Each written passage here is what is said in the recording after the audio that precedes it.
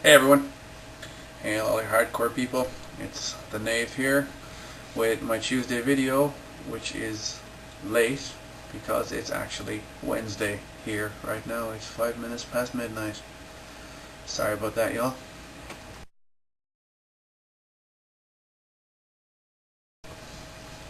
Hey everyone, hey all you hardcore people, it's the Knave here with my Tuesday video, which is late because it's actually Wednesday here right now. It's 5 minutes past midnight. Sorry about that, y'all. Song number 4 on my list would have to be, will kind of represent my calm nature in times when I feel like I'm at peace.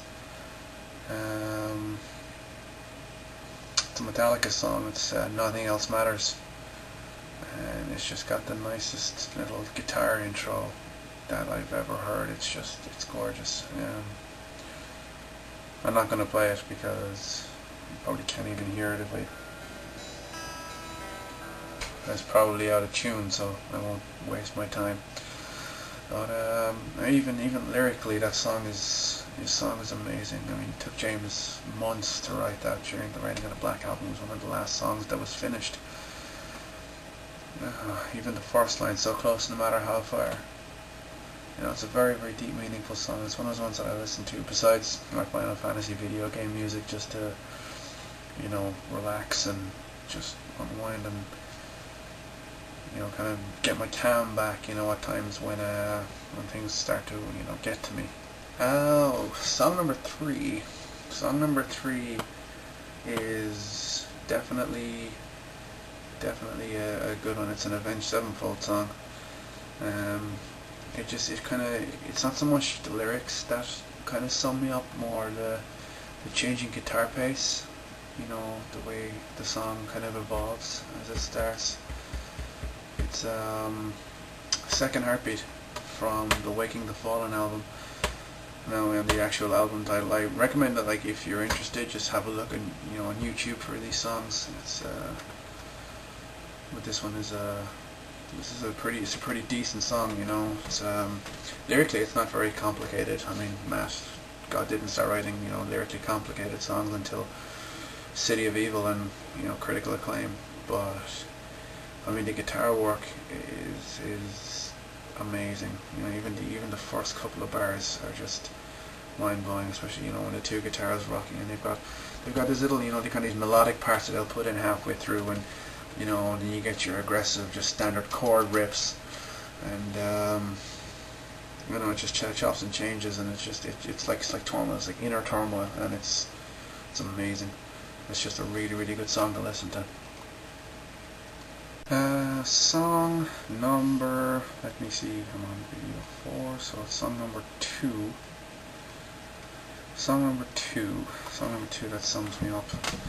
God, it's really difficult, I mean, it would definitely have to be Rooster by Alice in Chains.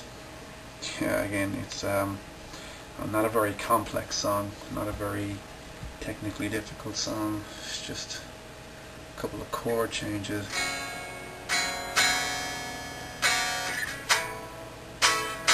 It's really, really easy, but it's such a deep song. It's about a soldier in the Vietnam War.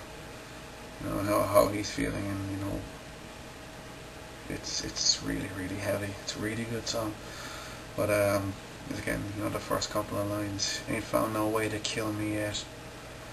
Sometimes I believe it's actually true for myself, especially with my bike crash and all the stuff that shut up, phone, all the stuff that's happened to me growing up, and stuff that made me who I am. But it's one of those things you can put me down, but it's ridiculously hard to kill me, and that song just reminds me of that every time I listen to it. It's such a masterpiece of a song. It's brilliant. So the last song, this number 1 song that apparently summed me up. I mean, I think that's what the brief was. I just went with my 5 favorite songs that I listen to on a regular basis, and the first song that I listen to on a regular basis is another Avenged Sevenfold song, and it's Beast in the Harlot. It's just a thumping song from the get-go. It's just this heavy, big, just auditory monster, and it's an amazing thing to play along to. It's an even better song to hear live. Lyrically, it's very, I don't know, sensational, sci-fi-ish, talking about, a city of demons, and a girl who sits near the throne of the Demon King, and it doesn't get more complicated than that, but it in itself is just a metaphor for modern society, What I did learn actually is the chorus. For the chorus, the lead guitarist plays a kind of a, it's not a sweet picked riff. He alternates it, which is just ridiculous. But it's a nice little roll. And one day I was playing it really slow on my acoustic guitar, and I was just like, oh my god, that's really, really scary. If you slow it right down and put on a clean channel and let the notes ring out, it is actually really, really scary. It's like,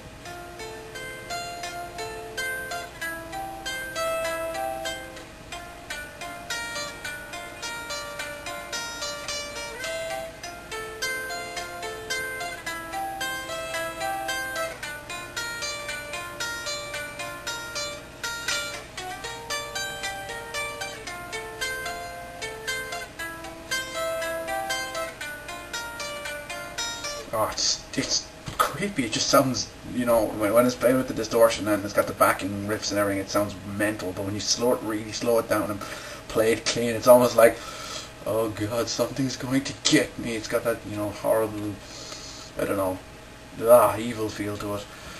But it is probably like my favorite song to listen to. It's my favorite song to play, and that's really, I was staring at the screen there, staring at myself. It is one of my top 5 favorite songs that I listen to on a regular basis. So that's another little bit of insight about me. You got to see some of the bands that I got to hear and see about some of the bands I listen to. I recommend you check out those 5 songs from the bands that I mentioned, because I think they're amazing songs. Some people might find them very generic, other people might find them not good, but I really enjoy those songs and what they mean to me. So until next Tuesday, I'm the Knave. Peace out, hardcore.